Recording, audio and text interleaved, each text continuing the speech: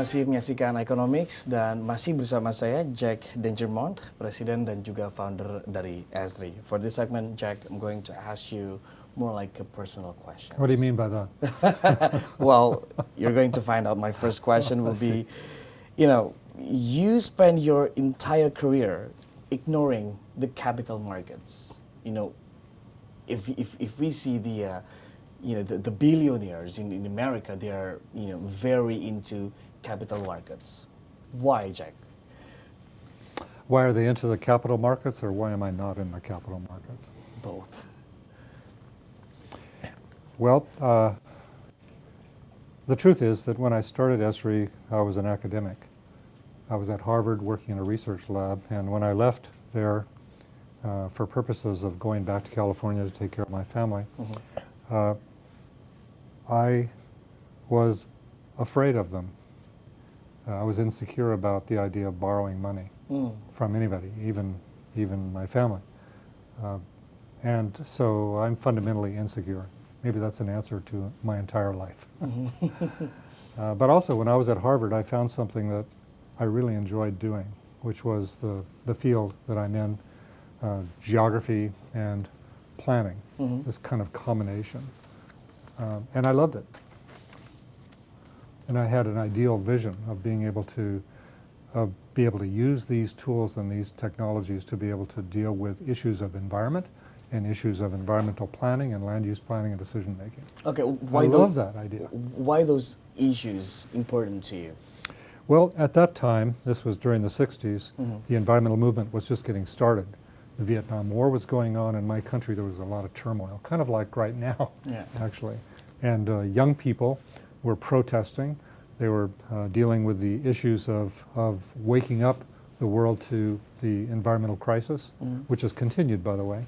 And I, as a young student, was just blown away by what I thought we could do with computing. The idea of rational thinking and computing as it would apply to these problems. And so when I went back to California, I started this little organization to be able to hunt for applications of this in various ways.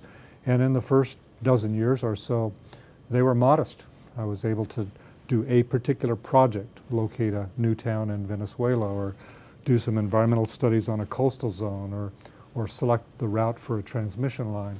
These were environmental studies using computational geography, or GIS as we call it today, to be able to make better decisions. So I started doing projects, and it was very difficult because to do a project you have to have cash flow, but I resisted the idea of borrowing money, not because of some idealistic vision, but I just was frankly afraid of failure of what I wanted to do as part of my life work. Now looking back on it, it was the most incredible thing that I was able to accomplish. And by the way, it's not hard to do. It's easy to do, actually. You just don't have to live the fancy life. My wife says, eat beans, live in your car, drink water.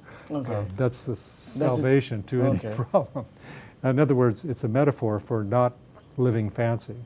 So as we did our little projects and we pushed our technology idea, we were able to live modestly.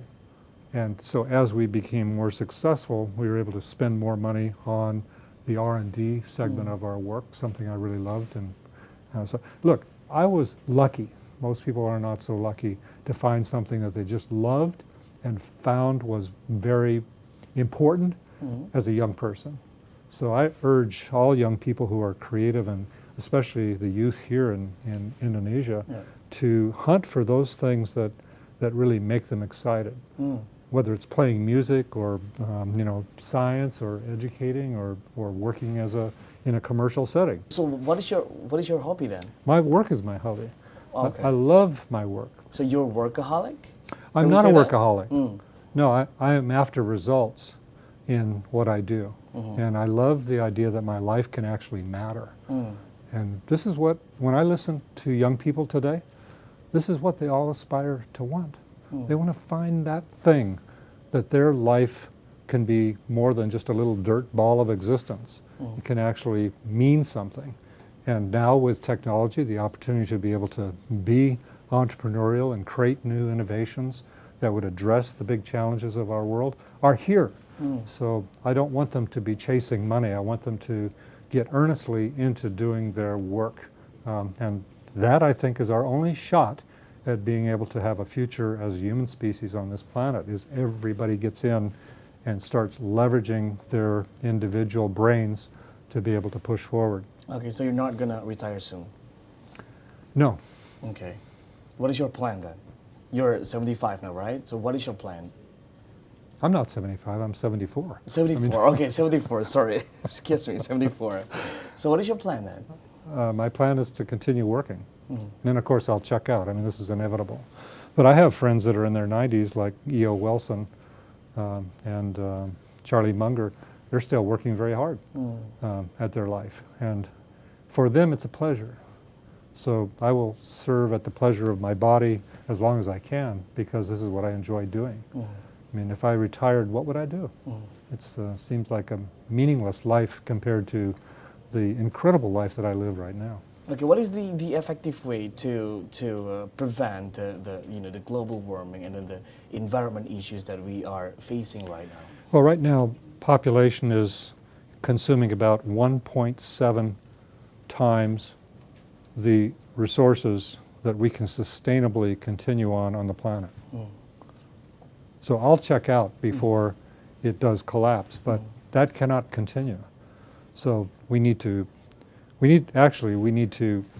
deal with the population issue. When I was a kid, we had about 1/3 the population, and then things were sustainable. Today, population is overextended. Also, when I was a kid, there was not so much money around. We didn't have that borrowing instinct that today is fueling so much growth. That needs to be peeled back in terms of consumption of resources, whether it be carbon resources or plastics or forest resources or water resources. We're way overextended. So figuring out how we peel that back but also have a great life is the big challenge.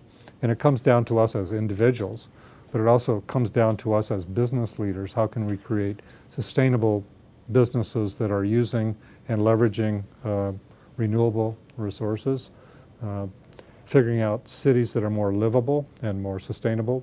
These are all individual actions that are both for individuals, but it's also true for government leaders. How can we guide people into more sustainable things? Okay, so then you're asking, what can we do as an individual? I plant trees. If you want to ask me what's my hobby, I plant thousands of trees every year. And around the world or in just USA? Primarily in the U.S., around and near where I live. I also support organizations that do that. I mean, I have a young friend who wants to plant it's ambitious, but he wants to plant 1 trillion trees. Okay. Last but not least, let's talk about your wife. You started, the business with your wife. So what did you guys do, to start the business, but also keep the relationship, healthy, because it doesn't work for everyone, right?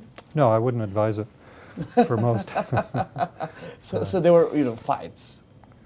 Well, every marriage has sort of ups and downs and tribulations, conflicts, disharmony, as you would call it. That's part of living.